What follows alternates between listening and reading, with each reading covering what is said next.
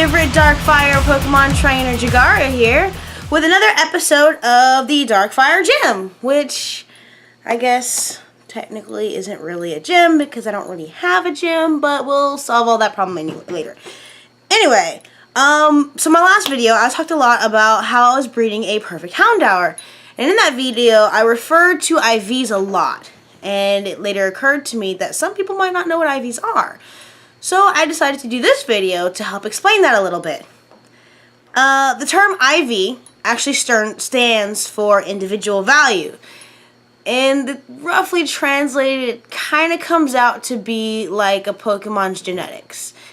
I mean, you know how you have different species of Pokemon, obviously. I mean, you've got your Pikachu, you've got your Houndour, which is like the best Pokemon ever, and then you have Slurpuff, which I don't even know what that thing is. It's kind of awkward. You have a whole bunch of different kinds. And each species has different things that they're better at within their own species. So, for instance, you take two Houndour. This Houndour might be better at, getting the first shot off. Whereas this Houndour might be better at throwing a really, really powerful hit. And IVs helps to determine who's better at what. So when you're looking at Pokemon for IVs and you're trying to determine which IVs you want to breed into your Pokemon, you first have to determine what job you want that Pokemon to do. So some of your Pokemon might be a wall, which means you want them to have a lot of stopping power, which, then you're looking at defense, special defense, and hit points. Some Pokemon, you want them to be sweepers, which means you want them to be really, really, really powerful hard hitters, so that they can take out as many Pokemon as possible in one hit. So for them, you're going to want them to have really, really high attack, special attack, and speed.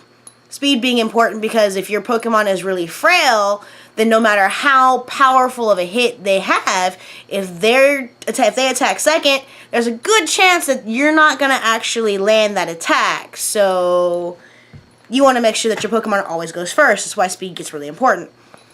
So, to that end, you have to make sure that you're breeding the IVs that you need into the Pokemon that you want for the job that you want that Pokemon to do.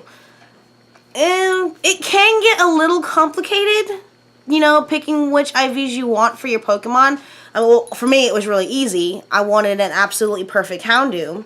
So I went to breed all 6 IVs, and that's extremely difficult. I don't even know how many eggs I hatched. It was a lot. It was a lot. So yeah, it can be a little bit tedious. But if you're only breeding for specific IVs, then it can get really, really easy, especially if you know how to do it.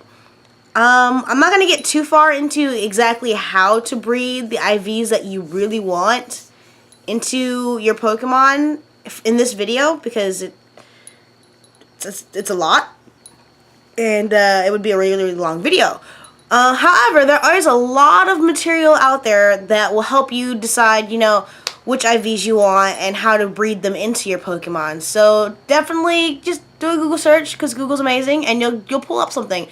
Better yet, you can always troll around on YouTube. There's tons of videos on YouTube on how to do that.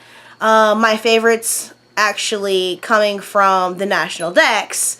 I don't know if you've ever watched any of their stuff, but they're pretty awesome and amazing.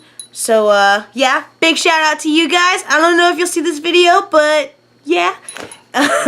Anyway, so yeah, definitely check that out if you want to learn a little bit more, or if you'd rather me do it, that's perfectly fine.